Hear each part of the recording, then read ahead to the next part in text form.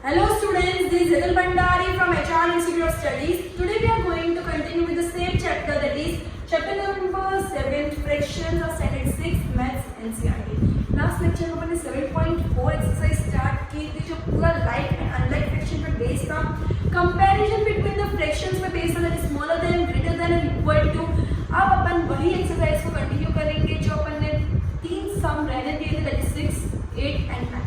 8 and 9 पहले करवाऊंगे, last में 6 question का आंसर समझाऊंगा, ठीक है. So continue with question number 8 of exercise 7.4. Ila read 25 pages of a book containing 100 pages. Lalita read 2/5 of the same book. Who read less? किसने कम पढ़ा है? तो सबसे पहले fraction of pages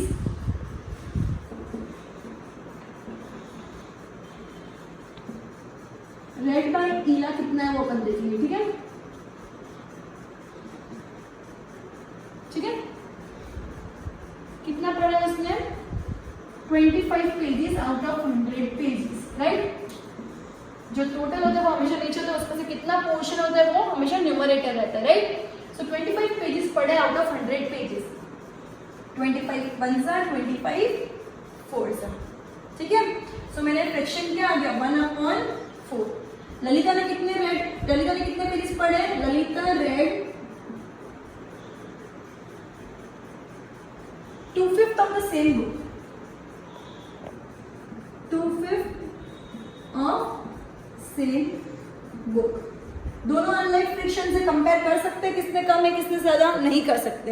like fractions में ही खाली कंपेयर कर सकते हैं. दोनों को पहले लाइक फ्रैक्शन बनाने के लिए क्या करूंगी? एलसीएम. दोनों को प्राइम नंबर्स है, मतलब दोनों के अंदर एक भी कॉमन फैक्टर नहीं है, 4 और 5. तो इनका एलसीएम क्या हो जाएगा?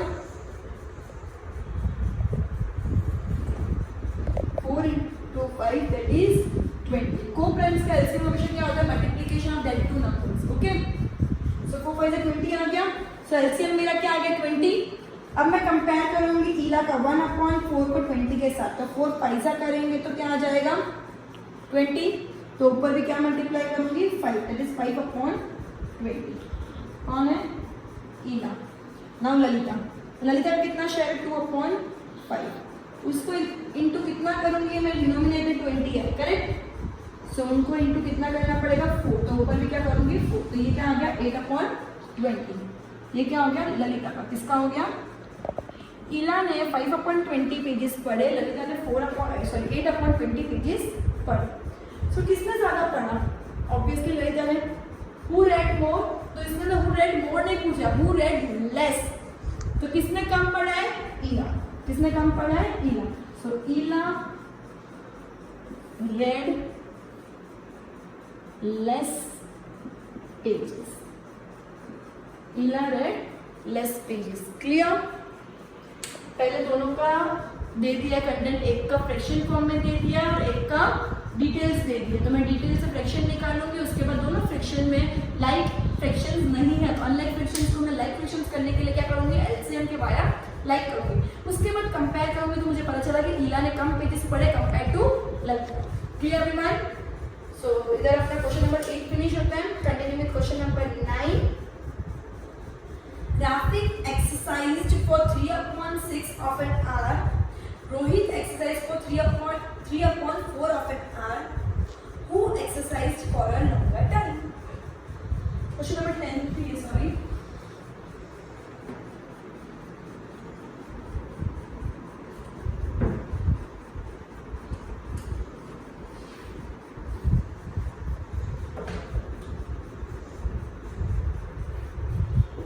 Fraction of an hour exercised by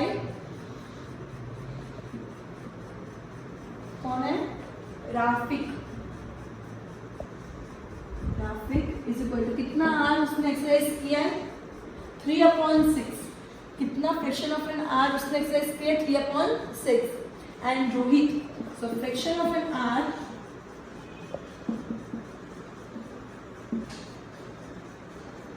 exercised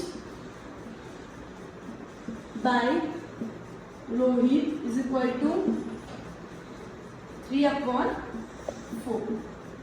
सो क्या बोला है, who exercise for a longer time। मैंने क्या बोला था, जब न्यूमरेटर सेम हो तो जिसका डिनोमिनेटर छोटा वो नंबर बड़ा, जब न्यूमरेटर सेम हो तो जिसका डिनोमिनेटर छोटा वो नंबर बड़ा।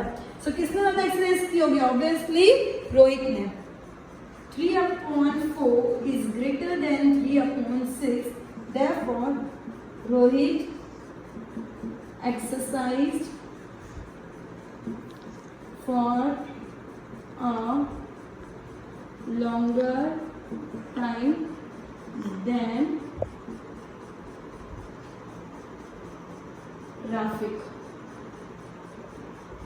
ठीक है, रोहित ने ज्यादा एक्सरसाइज की compare to Rafiq. Clear everyone?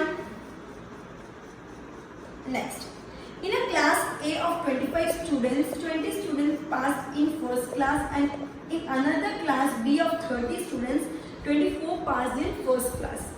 In which class was a greater fraction of student getting first class? क्या बोला है क्लास A के अंदर, जस्ट अ मिनट डिटेल्स लिख दो पहले।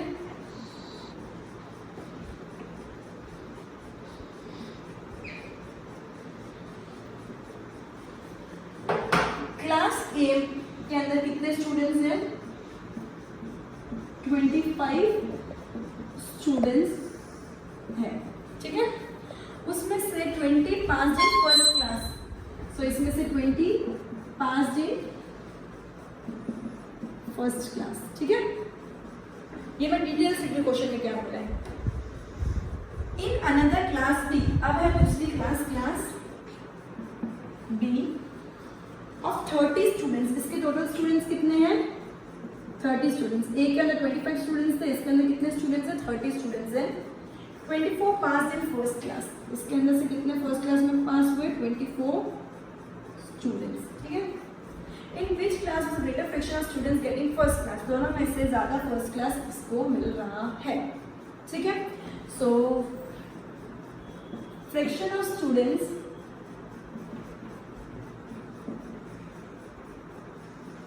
getting first class in class A, fraction of students getting first class in class A कितना हो गया, 20 students out of 25 students, correct? So ये कितना हो गया, 5 4s are 5 5s are, cutting करनी, right, 5 4s are 5 5s are। Similarly, fraction of students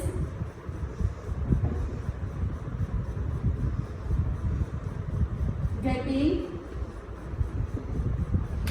first class in class B is equal to कितने students हैं, 30 में से 24 स्टूडेंट्स, करेक्ट।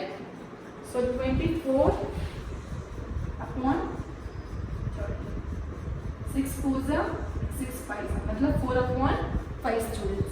क्या पूछा last, in which class was greater fraction of students getting first class, दोनों का ratio same है, सो दोनों का फ्रैक्शन सेम है, सो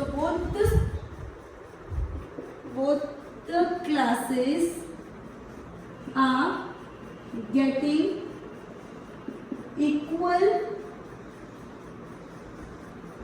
proportion of first class। मतलब मैं क्या बोलना चाहती हूँ कि दोनों क्लास में इक्वल प्रपोर्शन है फर्स्ट क्लास के, दोनों क्लास में, class A and class B दोनों में इक्वल प्रपोर्शन है फर्स्ट क्लास। क्लियर, मैंने कंपैरिजन किया तो दोनों इक्वल टू आया। क्लियर, तो दोनों क्लास के अंदर इक्वल प्रपोर्शन है फर्स्ट क्लास का। Clear everyone? ओके, अब इधर मेरी एक्सरसाइज कंप्लीट होती है, लेकिन मैंने लास्ट लेक्चर के अंदर एक क्वेश्चन स्किप किया था, दैट इज क्वेश्चन नंबर 6, वो अपन continue.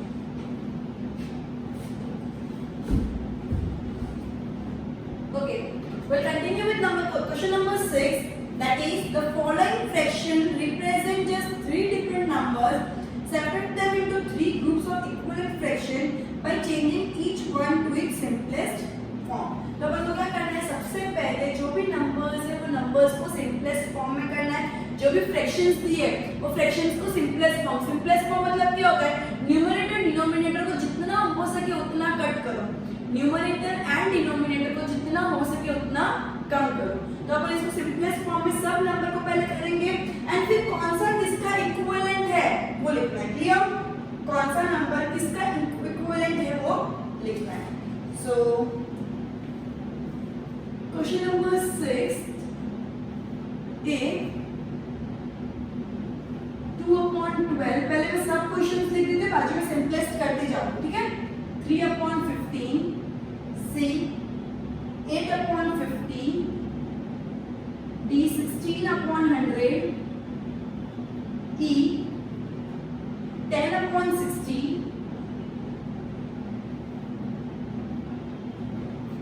F 15/75, ji 12/60, H 16/96, I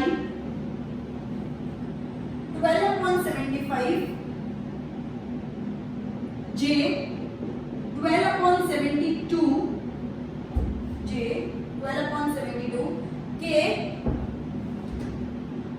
3/18 and L 4/25. Right. तो ये सब क्वेश्चंस मैंने लिख दिया. मेरे को इन सबको सिंपलेस्ट फॉर्म में कन्वर्ट करना है. सो 2/12, 2 1 2, 2 6 12, 1/6. अब ये कट हो सकता है, नहीं हो सकता, बिकॉज ऑलरेडी 1 आ चुका है इसके अंदर. Right. So 1/6 is the final simplest form के बाद आंसर आ गया. क्लियर. सिमिलरली 3 1 3, 3 5 15. तो इसका क्या आ गया 1/5. तुम इसको ऐसे भी लिख सकते हो. समझो 3/15 है तो डिवाइड बाय 3. एक्चुअली इसको ऐसे ही लिखना है. तो 1/5. ऊपर नीचे सेम नंबर को डिवाइड करना है. सिंपलेस्ट फॉर्म मतलब क्या होता है, ऊपर नीचे सेम नंबर को डिवाइड करके आंसर लाना है. Clear everyone. ओके. नाउ 8/50 दोनों 2 से डिवाइड होगा बिकॉज दोनों इवन नंबर है. तो ये 4 और 50 डिवाइड बाय 2 दैट इज 25. कोई भी इवन नंबर ऑड नंबर से डिवाइड नहीं हो सकता. कोई भी इवन नंबर ऑड नंबर से डिवाइड नहीं हो सकता. ठीक है. सो ये को प्राइम नंबर्स हो गए. Divide by 4, divide by 4, 4 4 16, 4 25 100. नहीं पता हो डिवाइड करके देखो. 100 डिवाइड बाय 4 करके देखो. अगर तुमको डायरेक्ट कैलकुलेशन नहीं कंफर्टेबल है, डायरेक्टली आंसर लिखने की कोशिश मत करो, फालतू में आंसर गलत हो जाएगा.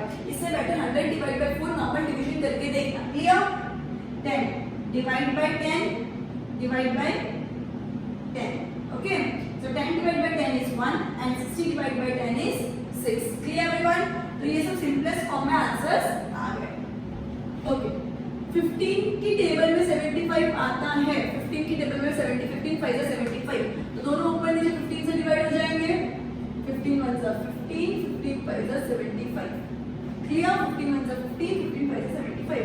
12 की टेबल में भी 60 आता है तो दोनों को 12 से डिवाइड कर देंगे. तो ये क्या हो जाएगा 12 1 जा 12, 12 5 जा 60. मतलब 60 divide by 12 is 5. 60 divide by 12 is 5. 16 की टेबल में 96 आता है. यस आता है.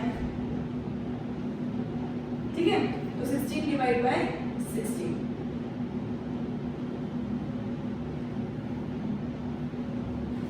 16 डिवाइड बाय 16 इज 1 एंड 16 6 जा 16,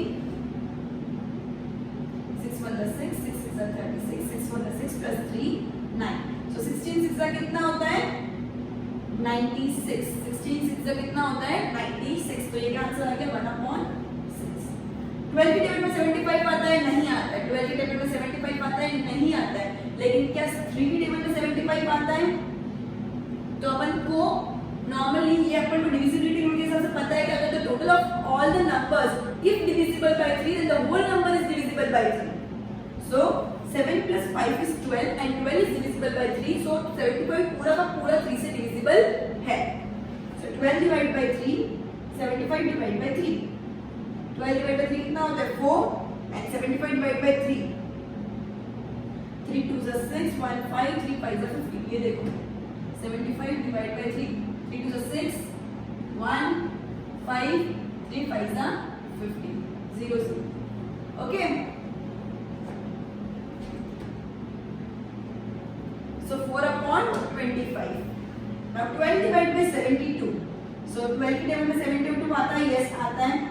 तो divide by 12 divided by 12 12 divided by 12 is 1 and 70 12 6 are 72 12 6 are 72 तो क्या आंसर आ गया 1/6 now 3/18 so obviously 3 की टेबल में 18 आता है तो divide by 3 divide by 3 3 divided by 3 is 1 and 3 6 are 18 so 18 divided by 3 is 6 clear everyone now last but not the least ये पूरा कोप्राइम नंबर ही है तो इसका सिंपलेस्ट फॉर्म भी सेम ही रहेगा अब सबका सिंपलेस्ट फॉर्म कंपेयर करना है तो इसमें कुछ 1/6 रिपीट हो रहा है 1/5 रिपीट हो रहा है 4/25 रिपीट हो रहा है तो जितने भी 1/6 वाले नंबर्स है उनको इक्विवेलेंट करके लिख देना है जितने भी 1/5 वाले नंबर्स है उनको इक्विवेलेंट करके लिखना है एंड जितने भी 4/25 है उनको इक्विवेलेंट करके लिख देना है सो 1/6 वाले कौन कौन से हैं this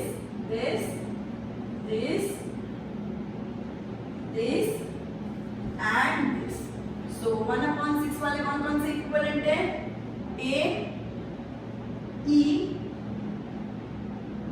h j and k now 1/5 वाले कौन कौन से हैं p f g 1/5 बस b f and g now 4/25 वाले कौन कौन से हैं c d I L okay so एक बार चेक कर लेंगे सब आ गए हैं A B C D E F G H I J K L done so इधर अपना ये एक्सरसाइज कंप्लीट होता है आज का लेक्चर भी इधर फिनिश होता है so good bye everyone will continue with the next exercise that is exercise 7.5 in the next lecture good bye